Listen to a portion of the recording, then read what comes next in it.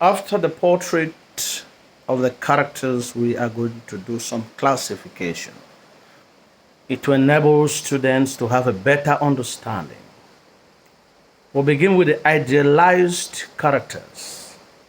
That is to say, characters who happen to have passed the litmus test from Chaucer, who puts them as good characters.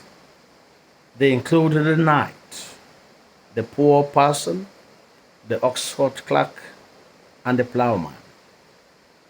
Chaucer admires these characters, and that is the reason why they do not fall victim of his sarcasm and irony. He considers the knight an ideal character because of his bravery, humility, and devotion to religion. He considers the knight a disciplined and noble character. As for the plowman, he is God fearing and goes to the pilgrimage for religious purposes. The person is the only priest who has not yet given into corruption and materialism. His primary duty is to save the souls of his Christians. His generosity has no boundary, and he cares about all his Christians, whether rich or poor. Joseph's intention to create such character is to make them true to life or believable. The Oxford student has no interest in worldly things. He is dedicated to his studies and shows humility and gratitude to those who pay his tuition. He wants to use them as examples to the other pilgrims so that they should emulate and mend their ways. We have the renegades or the outcasts. These are pilgrims who have left nothing to be desired from them. They include the summoner, the monk, the pardoner, and the friar. They are characters who have abandoned their spiritual calling and desecrated their religious duties for personal gain or pleasure. They do not live up to their vocation and the code of conduct that governs their vocations. They have embraced the world and they have become Sunday Christians. They are all immoral and materialistic, and Chaucer treats them with a lot of scorn and irony. They have been presented with a lot of detail to bring out the sarcasm that Chaucer feels about them. For example, the pardoner is very lecherous, as he has a wife, a woman in every parish that he goes to preach. Whenever he sings in church, he sings because he wants to win, to get money.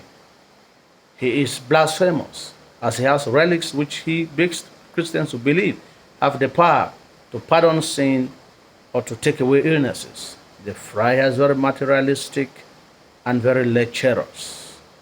The summoner encourages parishioners to commit sin and hints to the fact that even the archdeacon is corrupt, while the monk does not respect the rules that govern the order to which he belongs. He loves the world's spacious way and pleasure. He is gluttonous and greedy. We have the professionals. These are characters such as the physician, the merchant, the ship captain, the wife of Bath, the five tradesmen, and the lawyer.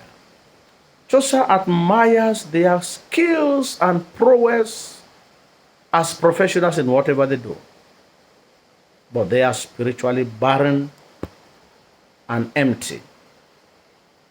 They are hypocrites and morally decadent. The next group is that of the rogues.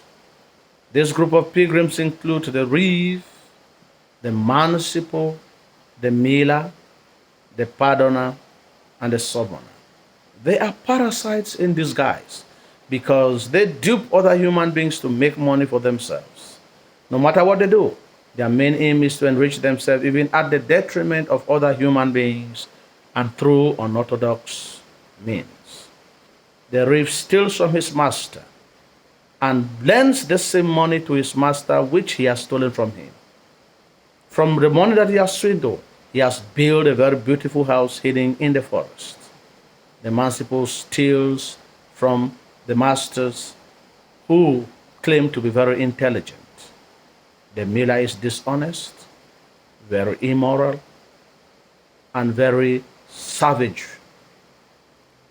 The pardoner and the summoner are birds of the same of a feather, as seen in their lecherous and lustful way of life. Lastly, the ecclesiastical. These are characters who are very many, but all of them are total failure, indicating the declining standard of the 14th century church, which had become materialistic and corrupt. Chaucer uses their weaknesses as a focal point to carry out some reformation in the church. The very worst of such pilgrims include the proudest, the monk, and the friar.